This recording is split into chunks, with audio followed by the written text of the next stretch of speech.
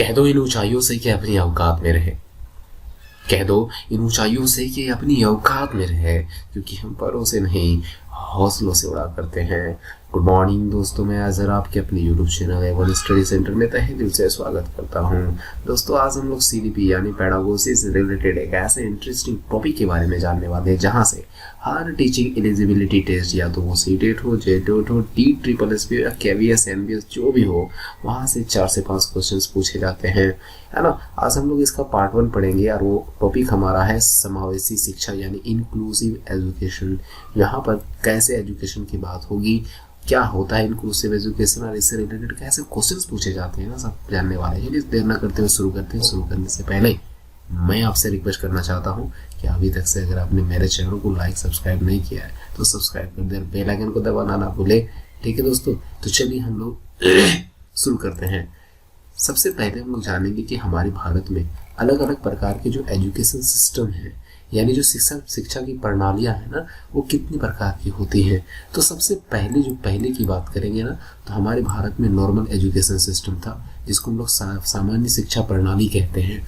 सामान्य शिक्षा प्रणाली में सामान्य बच्चों के लिए ही प्रावधान था, किसी विकलांग बच्चों के लिए कोई जगह नहीं दिया गया था, उन लोगों के पढ़ने के लिए एक स्पेशल तरीके का कोई प्रावधान नहीं था, है ना। तो यहाँ पर जो रेगुलर स्कूल्स थे ना, रेगुलर स्कूल्स ऐसे सिस्टम, एजुकेशन सिस्टम को अपना कर रखे हुए थे। लेकिन 1880 में क्या हुआ कि 1880 में भारत में एक स्पेशल चाइल्ड के लिए, ऐसे बच्चे जो डिसेबल हों, हैंडीकैप हों, है ना, उनके लिए एक 1880 में भारत में ये रूल अपनाया गया और उन लोगों के लिए एक सेपरेट सिस्टम लाया गया डिसेबल बच्चों के लिए, है ना। जो मुख्य धारा थी हमारी एजुकेशन की, जो मुख्य धारा चल रही थी, उन धाराओं मेन स्ट्रीम से हटकर एक अलग सिस्टम लाया गया। कब लाया गया? 1880 में। और कैसे बच्चों के लिए? यहाँ पर ये कहा गया था, ये जो धारणा ला गई थी 1880 में, ये इस पर आधारित थे कि जो डिसेबल चाइल्ड है उसको विशेष आवश्यकता होती है जो रेगुलर स्कूल में मुहैया नहीं करवाया जाता है, इसलिए डिफरेंट स्कूल में पढ़ने की आवश्यकता होती है। तो यहाँ पर ये फॉलो किया गया कि नहीं, विकलांग बच्चों के लिए एक अलग स्कूल होना चाहिए और वहाँ पर रेगुलर बच्चों की जगह पर इन लोगों को नहीं, अलग इन लोगों को पढ़ाया जाना चाहिए। ठीक है, क्योंकि जो रेगुलर स्कूल है वहाँ पर विकलांग बच्चों के लिए कोई विशेष प्रकार के प्रावधान या नहीं होते हैं, कोई स्पेशल जो इनकी नीड्स होती हैं, उन नीड्स को वहाँ पर पूरा करने के लिए कोई भी आपकी रिसोर्सेस नहीं होती हैं। मान लीजिए कोई बच्चा पैर से नहीं चल पा रहा है तो व्हील चेयर की, वहाँ पर व्हील चेयर का नहीं प्रावधान है, एक क्लास से वो दूसरे क्लास कैसे जाएगा।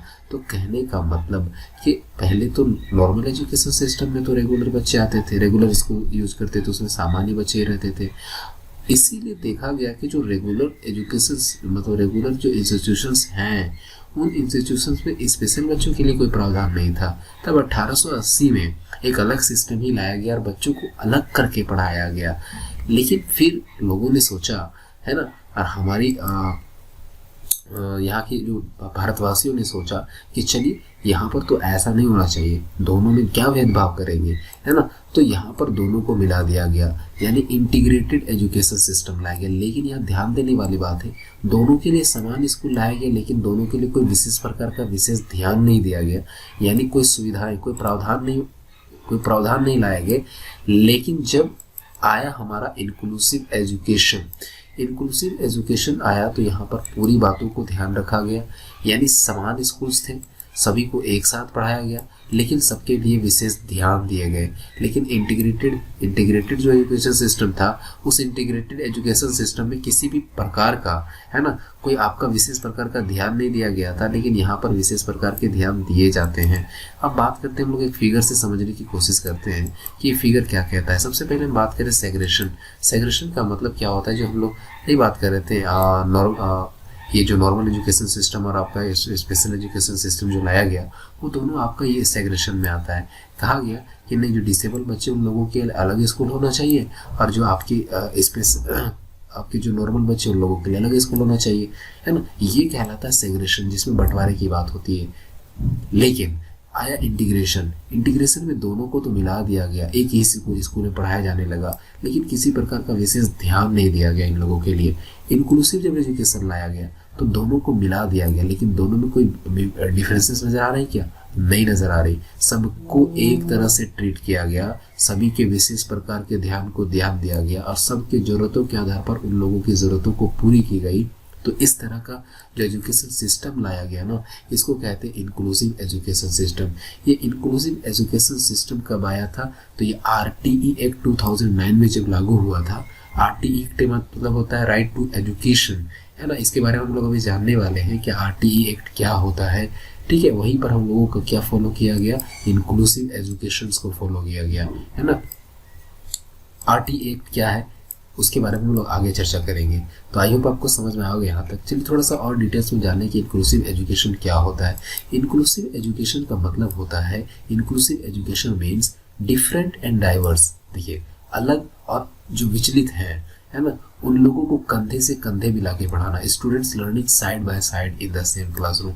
एक ही कक्षा में कंधे से कंधे मिलाकर छात्र छात्राओं को, जो अपने गुणों से अलग अलग होंगे, डिसेबल होंगे, कोई नॉर्मल होंगे, सभी को कंधे से कंधे मिलाकर सिखाना, है ना। या अगर सीखते हैं तो इस तरह का मतलब ही होता है इंक्लूसिव एजुकेशन, यानी समावेशी शिक्षा, ठीक है। और बात करें हम लोग, इंक्लूसिव एजुकेशन का मतलब होता है no matter who they are, वो कौन है इससे हमको मतलब नहीं, कैन लर्न टुगेदर। एक साथ पढ़ सकते हैं ना इन द सेम स्कूल, एक ही स्कूल में एक ही साथ पढ़ सकते हैं, हमको नहीं मतलब है और आप लोग को मतलब होना भी नहीं चाहिए, है ना, कि वो कौन से कास्ट से हो, कैसे हो, क्या है, कौन है, इससे मतलब नहीं। बच्चे हैं ना, तो बच्चे को एजुकेशन देने का फंडामेंटल राइट्स है, आपको देना पड़ेगा। और एक ही साथ और एक ही स्कूल में पढ़ेंगे, या तो वो विकलांग हो या तो आपकी वो नॉर्मल बच्चे हो, है ना। तो चलिए, आई होप आपको समझ में आ रहा होगा इंक्लूसिव एजुकेशन का मतलब क्या होता है। एक बात बता दें कि जो इंक्लूसिव एजुकेशन का जो टर्म लाया गया था, आपको बता दिए थे ना कि जो इंक्लूसिव एजुकेशन था ना, इसको एडवोकेटेड किया गया था, उल्लेखित किया गया है कहाँ पर? राइट टू एजुकेशन एक्ट 2009 में, जिसको आरटीई एक्ट कहा जाता है। और ये किस पे बेस्ड है? तो सुनिएगा, ये है राइट बेस्ड ह्यूमनिस्टिक पर्सपेक्टिव। ये मानवतावादी जो परिप्रेक्ष्य है ना, उसके अधिकार पर आधारित है कि हाँ, मानव का तो ये अधिकार है ना, मानव का ये अधिकार है। ये इस मानवतावादी परिप्रेक्ष्य के आधार पर ये जो आरटीई एक्ट है वो लाया गया था 2009 में। चलिए बात करते हैं नेक्स्ट टॉपिक पर। हमारा नेक्स्ट टॉपिक क्या कहता है कि हम लोग लर्निंग डिसेबिलिटीज को जानेंगे। ये लर्निंग डिसेबिलिटीज क्या होती है ना, जिसको हम लोग अधिगम विकलांगता कहते हैं। अब जानेंगे हम लोग अगले टॉपिक के बारे में, जिसका नाम है लर्निंग डिसेबिलिटीज यानी अधिगम विकलांगता। ये अधिगम विकलांगता क्या है बच्चों? These are neurological problems. Neurological का मतलब होता है न्यूरॉन से रिलेटेड, है ना, आपके ब्रेन से रिलेटेड अगर आपके कोई डिसेबिलिटीज हो, है ना, उसको हम लोग कहते हैं लर्निंग डिसेबिलिटीज। और ये चारों तरह के स्किल्स भी हो सकते हैं। और आपको बता दें कि अगर किसी बच्चे में अगर लर्निंग डिसेबिलिटीज है ना, तो उसको 4 स्किल्स आपने पढ़े होंगे, LSRW, है ना। लर्निंग की जो क्या बोलते हैं स्किल्स होते हैं ना, 4 स्किल्स होते हैं। सबसे पहला listening, speaking, reading, writing, LSRW कहते हैं, है ना। और कैलकुलेशन, ये सभी जितने भी स्किल्स है ना, ये स्किल्स को अफेक्ट करता है लर्निंग डिसेबिलिटीज। अगर किसी बच्चे के अंदर लर्निंग डिसेबिलिटीज है ना, तो उन सभी बच्चों में, उनके डिसेबिलिटीज में इन सभी को स्किल्स को अफेक्ट करता है। यानी उसको बढ़ने में दिक्कत होगा, पढ़ने में दिक्कत होगा, दिखने में दिक्कत होगा, समझने में, कैलकुलेशन करने में दिक्कत होगा। तो जब बच्चे में लर्निंग डिसेबिलिटीज होती है ना, और ये एक तरह का न्यूरोलॉजिकल प्रॉब्लम है। अब हम बात करते हैं कि ये जो डिसेबिलिटीज है ना, जो लर्निंग डिसेबिलिटीज हैं, ये लर्निंग डिसेबिलिटीज में खास जो डिसेबिलिटीज एग्जाम में पूछे जाते हैं वो कौन कौन से हैं। सबसे पहला जो पॉपुलर है ना, उसका नाम है डिसलेक्सिया। क्या नाम है? डिसलेक्सिया। डिसलेक्सिया का मतलब होता है लिखने में, पढ़ने में, है ना। डिसलेक्सिया का मतलब होता है पढ़ने में दिक्कत आ जाएगा उसको। डिस्ग्राफिया मतलब उसको लिखने में दिक्कत होगा। डिस्फेजिया में उसको लैंग्वेज डिसेबिलिटीज आएंगे, है ना। तो आपको याद कैसे रखना है, कैसे याद रखेंगे? तो याद रखने का आपको एक ट्रिक बता देते हैं कि आप कैसे याद रखिएगा। सबसे पहले देखिए, आप लिरिक्स, लेक्सिया से लिरिक्स याद रखिए। लेक्सिया, लिरिक्स मतलब क्या आवाज निकलता है ना, तो आवाज कब निकलता है? जब आप क्या करते हो? पढ़ते हो। तो यानी लेक्सिया आपके किससे हो जाएगा? रीडिंग से रिलेटेड हो जाएगा। ग्राफिया, ग्राफ देखिए, ग्राफ कब खींचते हैं आप? जब लिखते हो ना, यानी ग्राफ खींचते हैं, जैसे मान लीजिए डब्ल्यू लिखे तो ये ग्राफ ही तो खींच रहे हैं। तो जब आप कोई ग्राफ खींच रहे हो यानी वो आपका क्या आ जाएगा, राइटिंग से। अब बात करते हैं फेजिया, है ना। ये फेजिया क्या होता है, लैंग्वेज से रिलेटेड होता है। अगर किसी बच्चे को भाषा में दिक्कत होता है समझने में तो उसको डिस्फेजिया कहते हैं। यानी भाषाओं की जो अलग अलग फेजेस होती हैं उन फेजेस को उसको समझने में क्या होता है, दिक्कत आ जाता है। एक आता है कैलकुलिया, कैलकुलिया, कैलकुलिया मतलब कैलकुलेशन, तो जाहिर सी बात है इससे रिलेटेड प्रॉब्लम। अब आता है डिस्प्रेक्सिया। देखिए डिस्प्रेक्सिया क्या होता है ना, ये देखिए प्रेक्सिया का मतलब होता है मोटर स्किल्स, है ना। मोटर स्किल्स का मतलब उसके पैरों में चलने में दिक्कत होगा, है ना, और उसको बोलने में दिक्कत होगा, ठीक है। तो बोलने में जो दिक्कत आएगा उसको हमने क्या कहा था, डिसलेक्सिया। ऐसे रीडिंग में आया था क्या था, डिसलेक्सिया। लिखने में आ गया था तो आपका क्या हो जाएगा, डिस्ग्राफिया, डिस्फेजिया। लैंग्वेज में भाषा में दिक्कत होगा, डिस्कैलकुलिया। मैथ में आ जाएगा डिस्प्रेक्सिया आपका रिलेटेड टू मोटर स्किल्स, यानी उसके क्या कहते हैं, पेशियों से रिलेटेड प्रॉब्लम आ जाएगा। एक आता है ऑडिटरी प्रोसेसिंग डिसऑर्डर, जिसको हम लोग एपीडी कहते हैं। ऑडिटरी प्रोसेसिंग डिसऑर्डर जो है इसको कहते हैं हम लोग हियरिंग। देखिए ऑडिटरी का मतलब होता है सुनना, है ना। ऑडिबल से यानी हमारे कानों में एक ऑडिटरी कैनल है, उससे रिलेटेड अगर प्रॉब्लम आता है, डिसऑर्डर आ जाता है तो उसको हम लोग हियरिंग डिफिकल्टीज, उसको सुनने में दिक्कत होता है। कहते हैं विजुअल, देखने में, विजुअल प्रोसेसिंग डिसऑर्डर, है ना। तो यहाँ पर एक एपीडी बोले, एक डब्ल्यू है ना वीपीडी बोले, तो विजुअल प्रोसेसिंग डिसऑर्डर और ऑडिटरी प्रोसेसिंग डिसऑर्डर, है ना। इन दोनों में आपको समझ में आ जाना चाहिए था, ठीक है। अब हम बात करते हैं कि एक सबसे मोस्ट इम्पोर्टेंट जो डिसऑर्डर है जिसका नाम है अफेजिया। ये अफेजिया क्यों आता है, जब किसी बच्चे के ब्रेन में इंजरी आती है, ब्रेन में चोट आता है ना, तो उसके लैंग्वेज डिसेबिलिटीज आ जाते हैं, लैंग्वेज डिसेबिलिटीज आ जाते हैं। जैसे कि आपको चारों स्किल्स में भी प्रॉब्लम्स होती हैं, LSRW, रीडिंग में, राइटिंग में, स्पीकिंग में और अंडरस्टैंडिंग में उसको भी प्रॉब्लम आता है, ठीक है। तो अफेजिया जो है ब्रेन इंजरी के कारण आता है, चारों स्किल्स में उसका प्रॉब्लम आता है और अंडरस्टैंडिंग में भी उसको प्रॉब्लम आने लगता है। चलिए हम बात करते हैं कि आपका ब्रेन के दो पार्ट्स के बारे में बात करें। यहाँ से एग्जाम में पूछा गया है, ब्रोकाज एरिया और दूसरा होता है वर्निकस, है ना। वो वर्निकस एरिया जो होते हैं, वर्निकस एरिया देखिएगा पीछे, ब्रेन का पीछे जो होता है, इसको मेरुरज्जु कहते हैं हिंदी में, है ना। तो मेरुरज्जु वाला जो पार्ट है इसमें देखिएगा गौर से, आपको इसको कहते हैं वर्निकर, है ना, वर्निकस एरिया कहा जाता है, वार्निक का क्षेत्र।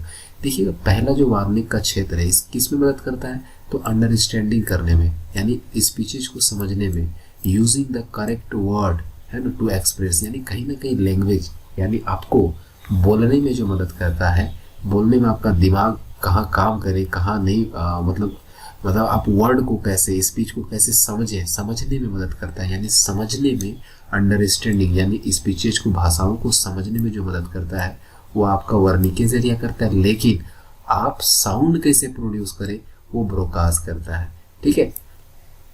तो ब्रोकाज एरिया साउंड प्रोड्यूस करने में और जो वर्निकेज पीछे वाला एरिया उन साउंड को समझने में, ठीक। अब बात करते हैं हम लोग डेवलपमेंटल डिसऑर्डर क्या होती है ना। देखिए डेवलपमेंटल डिसऑर्डर होता है, बचपन से होता है बच्चों में, है ना। जब वो जन्मजात कहेंगे उसको, डेवलपमेंटल डिसऑर्डर जो होता है वो जन्मजात होता है ना। देखिए बात करते हैं हम लोग,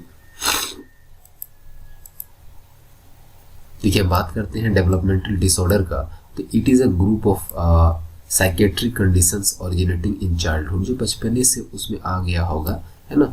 उनमें मनोवैज्ञानिक कंडीशन, परिस्थितियों के कारण अगर उसमें आ गया होगा बच्चे में किसी तरह के डिसेबिलिटीज आ गए हों, तो उनको हम लोग कहते हैं डेवलपमेंटल डिसऑर्डर, है ना। ये इसमें जो सबसे पॉपुलर है जिसका नाम है ADHD। AD का मतलब होता है अटेंशन, है ना। A का मतलब अटेंशन हो गया, D का मतलब डेफिसिट हो गया, H का मतलब हाइपर एक्टिविटी हो गया, D का मतलब डिसऑर्डर हो गया। यानी attention deficit hyper activity disorder जो है ये आपका इजीली डिस्ट्रैक्टेड हो जाते हैं। जो बच्चों को अगर ADHD हुआ है वो आसानी से डिस्ट्रैक्टेड हो जाते हैं, आसानी से विचलित हो जाते हैं। ये problem in focusing one single task, sitting still भी अ लॉन्ग पीरियड, यानी वो एक जगह पर फोकस नहीं कर पाते वो बच्चे, उसको अटेंशन करने में, यानी किसी एक जगह पर ध्यान केंद्रित करने में प्रॉब्लम होता है। जब बच्चे को आप पढ़ाइएगा तो यहाँ वहाँ देखिएगा, है ना, ये आपको एक जगह पर वो ध्यान नहीं दे पाएगा जहाँ पर आप उसको बता रहे हैं, और एक जगह पर वो ज़्यादा देर तक नहीं रह सकता, यानी उसको कहते हैं हम लोग ADHD, है ना, attention deficit hyper activity disorder की बात करते हैं। और ये दोनों में हो सकता है, एडल्ट में भी हो सकता है और बच्चों में भी हो सकता है। अब आता है autism spectrum disorder. Autism spectrum disorder क्या होता है, इसको और एक नाम से बोलते हैं PDD, यानी परवेसिव डेवलपमेंटल डिसऑर्डर, है ना। एक आता है सेरेब्रल पाल्सी, जिसको CP कहते हैं। सेरेब्रल पाल्सी जो है इसको कॉमन फिजिकल डिसेबिलिटी कहते हैं, बच्चों में पाया जाता है। ये ज़्यादा ये चिंता की विषय नहीं होती है, लेकिन ये ज़्यादातर आपको बच्चों में देखा जाता है, अडल्ट और बच्चों में दोनों में। ये सभी देखिए बच्चों में आने वाले हैं। ऑटिज्म और ये जो सेरेब्रल है ये बच्चों में ज़्यादातर देखे जाते हैं, है ना, लेकिन ये जो ADHD है दोनों में देखे जाते हैं, बच्चों में भी देखे जाते हैं और उसके साथ साथ एडल्ट में भी देखे जाते हैं। ठीक है, अब हम बात करते हैं एक इंटेलेक्चुअल डिसेबिलिटी का। ये इंटेलेक्चुअल डिसेबिलिटी क्या होता है, देखिए सुनिए। अगर किसी बच्चे में मेंटली रिटार्डेशन आ जाता है ना, lack of skill necessary day to day life, can learn new skills but slowly, यानी जो ऐसे बच्चे जिसमें इंटेलेक्चुअल बौद्धिक क्षमता में, यानी उसके IQ पावर में प्रॉब्लम आ गया होगा, यानी बच्चे के IQ पावर में थोड़ा सा कमी होगी, वो एवरेज होंगे या एवरेज से थोड़ा सा ऊपर या कम हो सकते हैं, है ना, तो उसको हम लोग कहते हैं इंटेलेक्चुअल डिसेबिलिटी उसके अंदर है, बौद्धिक अक्षमता है ना। ऐसे में क्या होता है दोस्तों, देखिएगा, सबसे पहले ऐसे बच्चे मेंटली रिटार्डेशन होते हैं। मेंटली रिटार्डेशन का मतलब होता है मानसिक रूप से वो ग्रसित होते हैं और उनका IQ पावर एवरेज लोगों से कम होता है। और एवरेज का जो IQ पावर होता है वो 90 से लेके 110 तक होता है। कितना तक होता है, 90 से लेके 110 तक जो एवरेज होते हैं उन लोगों का IQ पावर आता है। ये एग्जाम में पूछा गया है ना, कि सामान्य बच्चों का IQ पावर कितना होता है, तो 90 से लेके 110 तक। सबसे पहले बोलेंगे मेंटली रिटार्डेशन का IQ पावर एवरेज से कम होता है।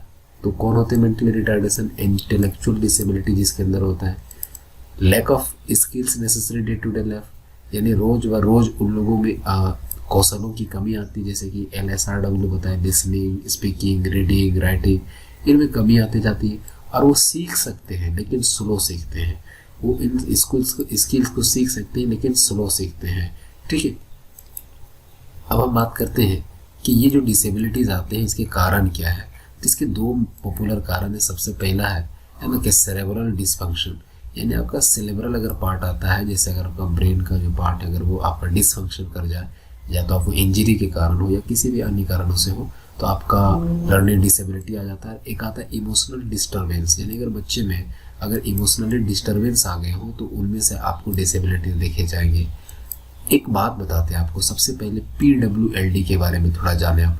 PWLD क्या होता है, इसका मतलब होता है पीपुल विथ लर्निंग डिसेबिलिटी, है ना। पर ऐसे लोग जिसमें क्या होंगे, लर्निंग डिसेबिलिटी। एक होता है PWD, हम लोग इसके बारे में चर्चा करेंगे कि PWD क्या होता है, यानी पर्सन्स विथ डिसेबिलिटी। लेकिन यहाँ पर हम लोग पर्सन विथ क्या बोलेंगे, लर्निंग डिसेबिलिटी, है ना। यहाँ पर लर्निंग एक्स्ट्रा जुड़ गया। तो यहाँ पर जो जनरल जो PWLD होते हैं, है ना, वो क्या होते हैं, एवरेज होते हैं या तो अबव एवरेज होते हैं, यानी उसका IQ पावर या तो एवरेज होता है या तो एवरेज से थोड़ा सा क्या होता है, ज़्यादा होता है। ठीक है, अब हम बात करते हैं कि यहाँ तक आया आपको समझ में आया होगा कि जो ऐसे लोग जिसका लर्निंग डिसेबिलिटी हो उन लोग का IQ पावर एवरेज या एवरेज से थोड़ा सा ऊपर होता है। देखिए, जो लर्निंग डिसेबल बच्चों को ठीक किया जा सकता है, हैरान की बात है ना, हैरान वाली बात नहीं है। लर्निंग जो डिसेबल है उन बच्चों को, है ना, ठीक किया जा सकता है। ये लाइफ लॉन्ग रहने वाले डिसेबिलिटी है, बट सपोर्ट से ये सफल हो सकते हैं। इन लोगों को इसके फोल्डिंग करके सपोर्ट करके सफल बनाया जा सकता है। लेकिन ध्यान रहे कि जो लर्निंग डिसऑर्डर है ये काउज्ड बाय क्या, medical community, but learning disability is used by schools, यानी लर्निंग डिसेबिलिटीज किसके कारण होते हैं, मेडिकल कम्युनिटी के द्वारा हो जाते हैं। और उसको डिसेबिलिटी को किसके द्वारा यूज किया जाता है, स्कूल्स के द्वारा, है ना। ये बात ध्यान रहे आप लोगों को।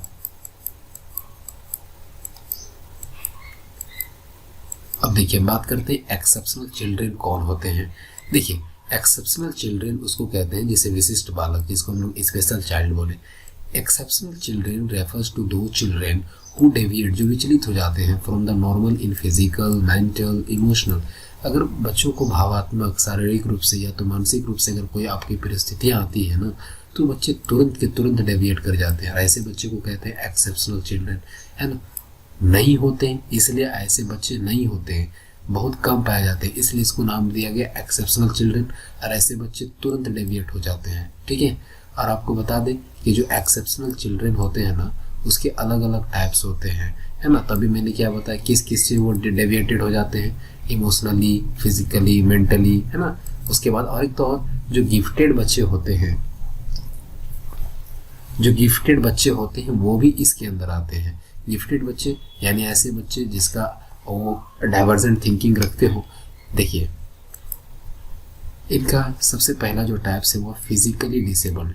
फिजिकली डिसेबल्ड अगर हैंडीकेप बच्चे होंगे ना, तो आसानी से विचलित हो जाएंगे, ठीक है। उन लोग एक जगह पर ध्यान नहीं रख पाता है, उन लोग के अंदर ADHD की प्रॉब्लम ज़्यादा देखने को मिलता है। अब बात करते हैं दूसरा है मेंटली डिसेबल्ड। अगर कोई बच्चा मानसिक रूप से ग्रसित है तो वो भी एक्सेप्शनल बच्चों के अंतर्गत आएगा। फिर गिफ्टेड चिल्ड्रेन, क्रिएटिव चिल्ड्रेन, है ना। डेलिक्वेंट मतलब अपराधी, इन लोगों को बहुत आसानी से अपराधी बनाया जा सकता है। सोशली हैंडीकेप्ड, है ना, जो सामाजिक रूप से ग्रसित हो।